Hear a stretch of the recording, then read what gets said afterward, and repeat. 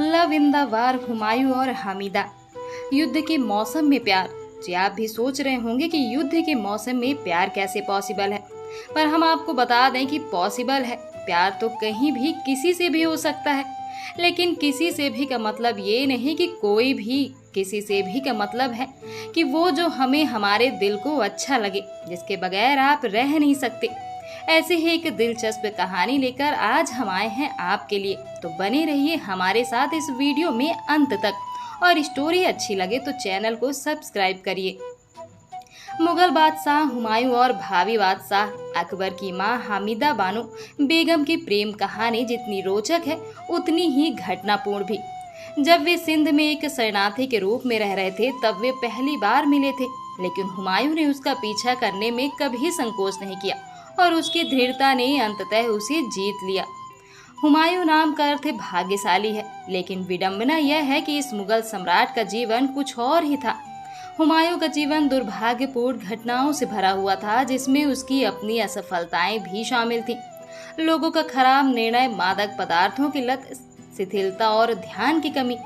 इतिहास की किताबें हुमायूं को एक सुस्त अंतराल के रूप में पेश कर सकती है, जिसे सहना चाहिए, क्योंकि वह दो बहुत ही सफल मुगल सम्राटों के बीच था, आक्रामक साहसी बाबर और चतुर प्रशासक अकबर। लेकिन उनके जीवन में कई दिलचस्प क्षण थे, विशेष रूप से उनके प्यार की खोज और भविष्य के बादशाह अकबर की मां हमीदा बानो बेगम से उनकी शादी। यह 1541 का वर्ष था। हुमायूं अफगान सूदखोर शेरशाह सूरी के खिलाफ बड़ी लड़ाई हारने के बाद भाग रहा था। बहुत कठिन यात्रा के बाद भागते हुए मुगल दल सिंध पहुंचे, जहां ठट्टा के सुल्तान ने उन्हें शरण दी। हुमायूं के तत्काल परिवार और उसके सौतेले भाई हिंडाल मिर्जा के परिवार को अस्थायी शांति मिली। हिंडाल कभी सिंहासन के लिए हुमायूं का प्रतिद्वंदी था, लेकिन अब हुमायूं का वफादार बन गया था। हिंडाल की मां, हुमायूं की सौतेली मां दिलदार बानो ने उनके उद्धार का जश्न मनाने के लिए भोज का आयोजन किया। यह भोज में था जब हुमायूं ने पहली बार हमीदा बानो बेगम को देखा था। हमीदा हिंडाल परिवार के सम्मानित पारिवारिक शिक्षक, एक फारसी शिया मुस्लिम और एक सूफी अध्यात्मवादी शेख अली अकबर जामे की बेटी थी।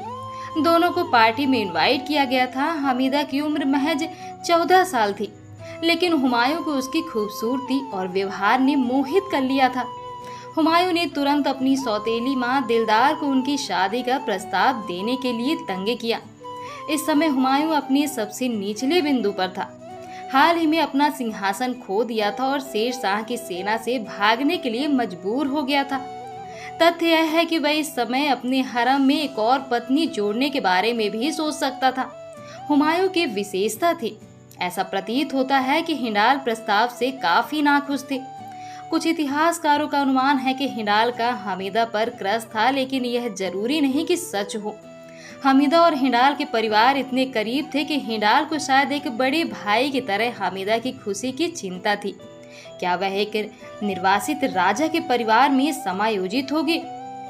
दूसरी ओर वह मुगल परिवार के गौरव को लेकर भी चिंतित हो सकता था। इस्लामिक परंपरा में दूल्हे के परिवार को अपनी स्थिति और सम्मान के अनुसार महर दुल्हन की कीमत की पेशकश करनी होती थी। एक निर्वासित राजा हुमायूं एक अच्छा दहेज कैसे दे सकता था? हुमायूं ने शीघ्र ही हिंडाल की आपत्तियों को खारिज कर दिया, यह कहते हुए कि वे इसे किसी तरह प्रबंधित करेंगे। यहाँ तक कि हमीदा को भी मैच को लेकर आपत्ति थी। सबसे पहले हुमायूं 33 वर्ष का था, जो उसकी उम्र के दुगने से भी अधिक था। हुमायूं की प्यारी सौतेली बहन गुलबदन बेगम द्वारा लिखित हुमायूं नामा में इस आपत्ति का दस्तावेजीकरण किया गया है। इसने हमीदा को यह कहते हुए रिकॉर्ड किया कि मैं शादी करूंगी एक ऐसे आदमी से जिसका कॉलर मेरा हाथ छू सकता है, ना कि जिसकी स्कर्ट तक नहीं पहुंचती। दूसरे, उसके पास पहले से ही कई पत्नियों के साथ एक बहुत बड़ा हरम था।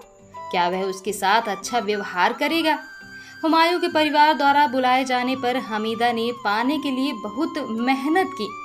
उसने कहा कि वह पहले ही सम्राट का सम्मान कर चुकी है और राजा के सामने 2 बार पेश होना पाप है। लेकिन यह एक ऐसी लड़ाई थी जिसे हुमायूं मानने को तैयार नहीं था। वह उस निश्चय के साथ उसका पीछा करता रहा जो उसने युद्ध में भी नहीं दिखाया था। फिर वह विशिष्ट हुमायूं था हमीदा लगभग 40 दिनों तक डटी रही और उसे पूरे समय में हुमायूं अड़िग रहा। उसने दिलदार को उससे बात करने के लिए मनाया। दिलदार ने हमीदा से बात की और उसे बताया कि आखिरकार उसे किसी से शादी करनी होगी। क्या यह बेहतर नहीं था कि वह व्यक्ति एक राजा था जो इच्छुक और उपलब्ध था। हमीदा आखिरकार मान गई।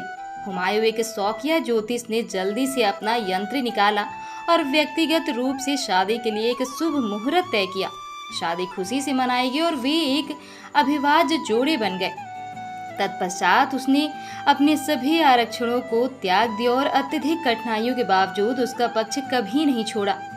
हुमायूं अभी भी भाग रहा था और जल्द ही उन्हें थट्टा को एक और सुरक्षित ठिकाने के लिए छोड़ना था। भारी गर्भवती हमीदा ने थार रेगिस्तान के पार हुमायूं के साथ ही यात्रा की। रास्ते में हमीदा का घोड़ा गिर गया और कोई अतिरिक्त घोड़ा नहीं था। हुमायूं ने अपना घोड़ा उसे दे दिया और दूसरों के साथ ऊंट पर यात्रा की। अंत में वे अमरकोट पहुंचे, जहां स्थानीय राजपूत स्वामी ने उन्हें आश्रय दिया।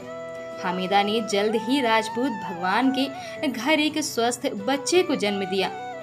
हुमायूं के ज्योतिष और रहस्यवाद में गहरी आस्था थी। एक बार जब हुमायूं निराश था तो कहा जाता है कि उसके सपनों में एक आध्यात्मिक व्यक्ति प्रकट हुआ।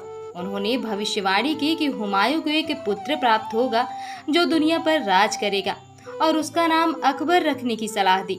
हमीदा और हुमायूं से पैदा हुआ स्वस्थ बच्चा कोई और नहीं बल्कि अकबर था, जो मुगल सिंहासन का उत्तराधिकारी था। Love in the